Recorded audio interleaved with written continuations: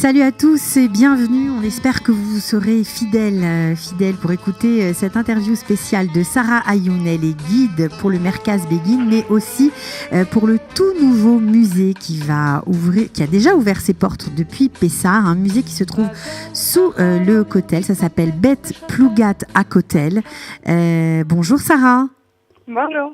Merci d'avoir accepté de répondre en ce jour de Yom Yerushalayim, pour les 51 ans de la réunification de la ville. Alors, qu'est-ce qu'on y trouve dans ce musée et qui est à l'origine de ce très beau projet? Alors, à l'origine est le mouvement de Beitar qui a voulu qu'on commémore leur histoire, ou plutôt l'histoire de la Plougat HaKotel. Alors, qu'est-ce que c'est que la Plougat HaKotel? On va commencer par le début. La Plougat HaKotel, c'est une unité du Beitar qui, dans les années 30, protégeait les Juifs qui vivaient dans la vieille ville, surtout les gens qui voulaient venir prier au Kotel. Et en plus de ça, ils sonnaient le chauffard le jour de Yom Kippour, ce qui était interdit sous le mandat britannique. Alors, les Britanniques n'autorisaient pas du tout aucune manifestation au Kotel, en tout cas de la vigile et encore plus du chauffard. Et pourtant, ils ont pris des risques pour le faire. Oui, alors, exact. Quel genre de risque? À quoi ils pouvaient être condamnés? De se faire arrêter par la police britannique. Et d'aller en prison et peut-être de payer de leur vie cet acte héroïque. Alors, ils étaient combien ces jeunes? Ils étaient nombreux? Non. Cette unité-ci, c'était 24 personnes qui vivaient dans une maison, celle où aujourd'hui se trouve le musée. Et parmi ces 24 jeunes, il y avait 4 filles. 4 filles. Et ça a duré combien de temps, toutes ces actions? Jusqu'à la fin du mandat britannique? Jusqu'en 38. Jusqu'en 38. Ok. Alors, le Beitar tenait absolument à raconter cette histoire. Pourquoi?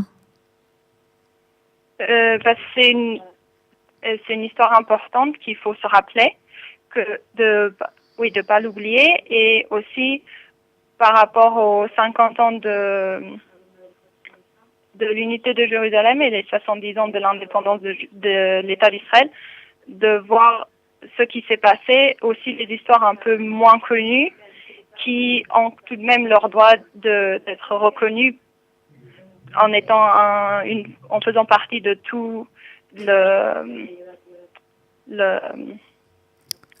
peuple, pour tout le peuple, c'est ça? Oui, aussi oui.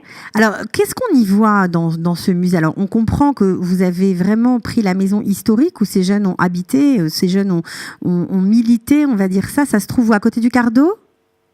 Oui. Ok. Et on y voit une vidéo qui explique en beaucoup plus de détails ce que ces jeunes ont fait et comment cette plouga s'est formée. Alors, est-ce qu'il reste des personnes en vie de cette aventure un peu particulière? Oui, au moins un, dont celui qui a sonné le chauffard pour Yom Kippour. Pour Yom Kippour, extra. Alors, j'imagine qu'aujourd'hui, Yom Yerushalayim, vous avez de nombreux visiteurs. Alors, le musée est ouvert depuis quand? Le musée a ouvert Chol HaMoed de Pessah. Et pendant Chol HaMoed et aussi Yom HaAtzmaut, on a eu énormément de visites, à tel point que toutes les visites étaient pleines. Et même aujourd'hui, il y a énormément de demandes. Aujourd'hui, Yom Yerushalayim. Alors, est-ce qu'on peut voir ce film retraçant un peu une histoire, l'histoire de la ville, de cette ville qu'on aime et qu'on célèbre aujourd'hui, qui est une histoire un peu méconnue? Est-ce qu'on peut le voir en français, ce film? On peut le voir en français. Par contre, comme pour toutes les langues, il faut réserver en avance parce qu'on peut faire entrer que un groupe d'une certaine taille. Et oui. Ok, alors on va mettre le numéro de téléphone pour ceux qui veulent réserver aujourd'hui, parce que parfois on va au Kotel, il y a énormément de monde, on ne sait pas toujours quoi faire, mais là c'est un moment de recueillement et d'histoire. On va apprendre aussi une autre facette de l'histoire de la ville. L'inauguration officielle a-t-elle déjà eu lieu ou pas encore? Non, elle aura lieu cette semaine en présence du président de l'État d'Israël. Donc c'est important. On voulait vraiment vous dire bravo, mettre en lumière ce petit musée Bet Plougat à Kotel. Voilà. Merci beaucoup Sarah Ayoun d'avoir répondu. Merci pour votre français. Bravo. Merci à vous. Et bonne fête et pour ce Yom Yerushalayim. Merci. Merci. Au revoir. Eh bien, voilà un jour qu'on ne peut oublier et que mon invité du jour, malheureusement, il n'est pas là, il est au téléphone. Il s'appelle Isaac El Maleh.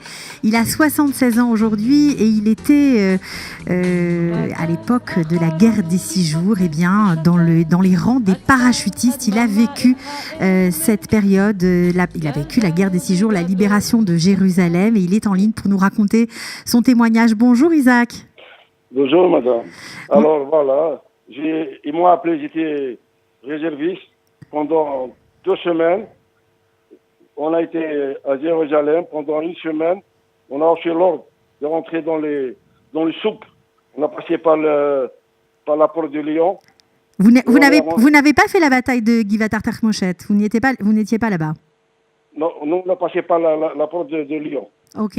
C'est parce que chaque section, il doit traverser le moment pour aller au Kotel. Ok. Alors, on est passé par la porte de Lyon, on est rentré au souk, on a dit maison par maison, jusqu'au Kotel.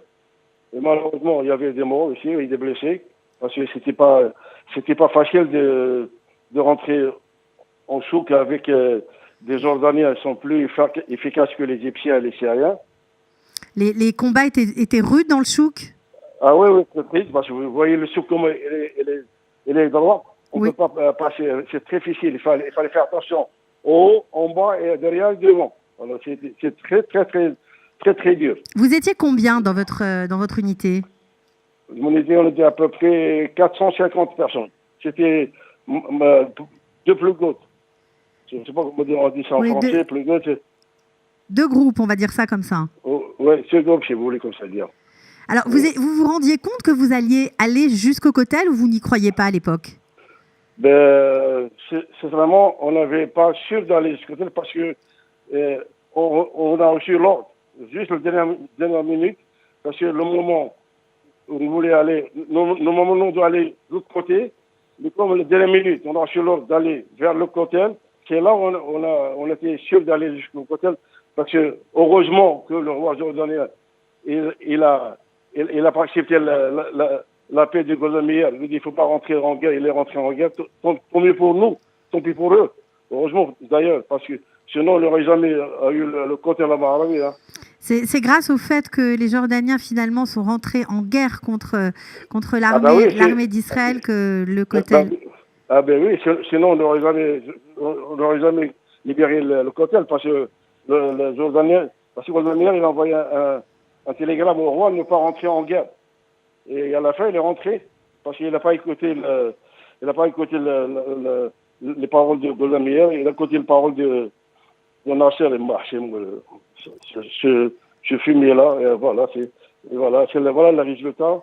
Bon, on a eu des pertes, mais malheureusement, on ne peut pas casser on peut pas faire l'omelette sur casser les yeux. Hein. Ouais. Alors, dans quel état d'esprit vous étiez, vous, Isaac? Moi, j'ai déjà 25 ans, je suis pas un gamin. Déjà, vous aviez 27 ans à l'époque, oui. Oui, j'ai déjà fait 2 ans et demi de l'armée. J'ai fait des Méloïm, je connais. Bon, c'est vrai, on a un peu, pas peur, on était un peu crispé. Mais lorsqu'on a commencé à rentrer, c'était plus court. Jusqu'au mur, devant le mur, il y avait Moshe Dayan, Rabin, Ozé Narkis, Arabe Goren, et voilà. C'était vraiment une fête. On ne peut pas oublier ça. C'est comme une naissance d'un enfant. Voilà. Vous étiez juste à côté d'eux? Oui, juste à côté de Chantal-Major Rabin, Salve-Tafon Moshe Dayan, Ozé Narkis, le commandement le Rav Goren, ils sont allés le chauffard. Il y a le photographe Rubinger qui avait immortalisé les 3 parachutistes. Vous étiez juste à côté? Juste à côté, exactement juste à côté. Ok. Quand vous pensez à cet anniversaire-là, quand vous voyez Jérusalem aujourd'hui, les quartiers est de la ville et Jérusalem ouest, qu'est-ce que vous ressentez? Ben, je sens que c'est bien qu'on a libéré le cocktail, mais malheureusement, le bêtise qu'il a fait Dayan, qu'il a donné la clé au mufti de Jérusalem. Normalement, on aurait détruit la mosquée. C'était encore mieux. L'affaire était classique. C'est la seule bêtise qu'il a fait, M. Dayan. À mon avis, hein. Quand vous allez au cocktail aujourd'hui, vous vous sentez un peu... je sens comme je rentre chez moi. Hein. J'ai dit à ma femme, mes enfants, mes petits-enfants, voilà. C'est là où j'ai fait la guerre, c'est là où on a libéré. J'ai perdu des copains aussi, mais c'est là, malheureusement, c'est ça. Voilà le cocktail. Les gens, ils font le bon mitzvah et ça. Ils sont contents, mais il faut du tout, hein. Bah, c'est ça. Ouais. Qu'est-ce que vous aimeriez pour Jérusalem? Ça fait 51 ans aujourd'hui que cette guerre s'est terminée. Qu'est-ce que vous aimeriez? J'aime bien que les Arabes, le monde entier, il doit dire que Jérusalem, c'est la capitale d'Israël. Les gens sont jaloux. Je ne sais pas pourquoi ils sont jaloux. Tout le monde a un pays. Pourquoi les Juifs, ils n'ont pas un État à Jérusalem? C'est ça que je ne comprends pas. Pourquoi tout le monde sont jaloux? Pourquoi? C'est notre terre. On a fait plusieurs guerres. Mais malheureusement, les Arabes, ils ne voulaient pas faire la paix. Les Arabes, ils veulent mettre les Juifs dehors. C'est pas vrai. Vous pouvez donner Jérusalem, vous pouvez donner Tel Aviv, vous pouvez donner tout ce que vous voulez. Le seul but à eux, c'est de mettre les Juifs dehors. C'est ça leur but. Bon, alors que tout le monde reconnaisse Jérusalem comme capitale, en tout cas pour les États-Unis, c'est déjà fait, puisque dans quelques heures, on aura l'ambassade des États-Unis qui siégera à Jérusalem. Ça vous fait chaud au cœur? Oui, ça me fait plaisir. Ça me fait plaisir que les autres pays suivent. La France, les Anglais, les Italiens, les Espagnols, tous les pays, ils suivent, pourquoi pas. Ok. Vous avez fait des cauchemars de ces batailles pendant les années qui ont suivi? J'ai fait au début, mais après c'est fini. Les 6 mois, les premiers 6 mois, après c'est fini. Ça rentre dans l'oubli. Qu'est-ce qu'on peut vous souhaiter pour cette fête de Yom Yerushalayim aujourd'hui? Je souhaite que le peuple juif sera toujours gai, toujours en avance. Et j'espère qu'il y aura la paix globale. Voilà, c'est ce que je souhaite. Ok. Voilà. Eh bien, écoutez, Isaac, merci beaucoup d'avoir répondu à nos questions et joyeuse fête de Jérusalem. Au revoir. Merci beaucoup. Au revoir, au plaisir. Bye bye.